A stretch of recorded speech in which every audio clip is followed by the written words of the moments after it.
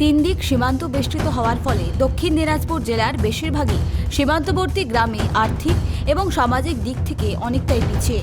এবার সেই সমস্ত অনুন্নত গ্রামকে অর্থনৈতিক ও সামাজিক দিক থেকে সমৃদ্ধ করার জন্য বিশেষ উদ্যোগ নিল কেন্দ্রীয় সরকার।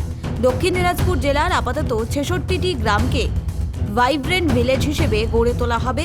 এই প্রকল্পে স্বরাষ্ট্র মন্ত্রকের বর্ডার ম্যানেজমেন্ট বিভাগের মাধ্যমে মূলত 4টি বিষয়ের ওপর সবচেয়ে বেশি জোর দেওয়া হবে: গ্রামীণ রাস্তাঘাট, বিদ্যুৎ পরিষেবা, টেলিকম এবং ইন্টারনেট পরিষেবা।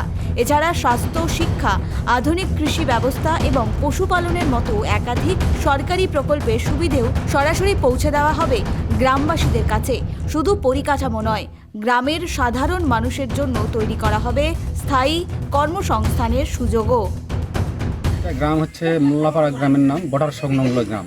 আচ্ছা, কি সমস্যা আপনাদের? সমস্যা হয় আমাদের কোনো সমস্যা রাস্তার। এই রাস্তা হচ্ছে বিগত বছর 3-4 আগে হয়েছিল, কিন্তু রাস্তাতে ভালো কাজ হয়নি। রাস্তাতে ঢালাই উঠে যাচ্ছে, 3-4টা কালভার্টের প্রয়োজন। মাঝে সাথে রাস্তা ভাঙে টোটো আসতে পারে না, মানে বাইক কোনো মতন ঠেলে টুলে আসবে। এই যে সমস্যা, বর্ডারে 6টার পরে আমার বর্ডার রাস্তায় উঠতে পারি না। বিজলি চলে গেলে বিএসএফ যাতে দেবেন ওই রাস্তা দিয়ে।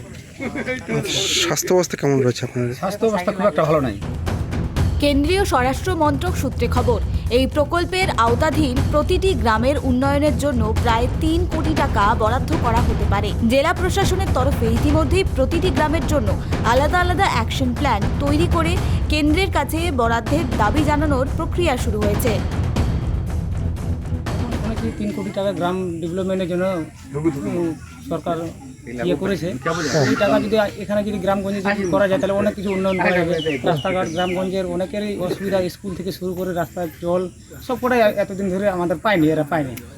তো এখন ওরা যদি এই টাকাটা যদি পায় তাহলে অনেক কাজে উন্নতি হবে।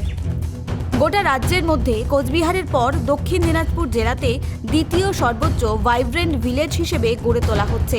জেলায় মোট 8টি ব্লকের মধ্যে বংশীহারি এবং হরিরামপুর বাদে বাকি 6টি ব্লকই সীমান্তে রয়েছে, যার মধ্যে সবচেয়ে বেশি গ্রাম রয়েছে বালুরঘাটে।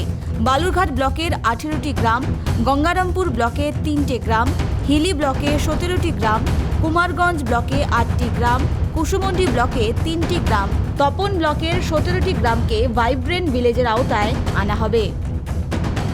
গ্রামগুলির উন্নয়নের কাজ দীর্ঘদিন ধরে বন্ধ রয়েছে। বেশ কয়েকদিন আগে কেন্দ্র সরকারের পক্ষ থেকে সীমান্তবর্তী যে সমস্ত গ্রামগুলি রয়েছে সেই সমস্ত গ্রামগুলি উন্নয়নের জন্য বিশেষ প্যাকেজের কথা ঘোষণা করেছে। দক্ষিণ দিনাজপুর জেলায় সীমান্ত সংলগ্ন এইরকম ৬৬টি গ্রাম চিহ্নিতকরণের কাজ হয়েছে। প্রতিটি গ্রামের জন্য সরকারের পক্ষ থেকে 3 কোটি টাকা দেওয়া হবে এই সমস্ত গ্রামগুলির উন্নয়নের করবার ক্ষেত্রে। স্থানীয় বাসিন্দারা বিষয়টি জানতে আশায় বুক বাঁধছেন। তারা চাইছেন খুব শীঘ্রই কাজ শুরু হোক। দক্ষিণ দিনাজপুর থেকে সন্তু দাসের রিপোর্ট, KTV বাংলা।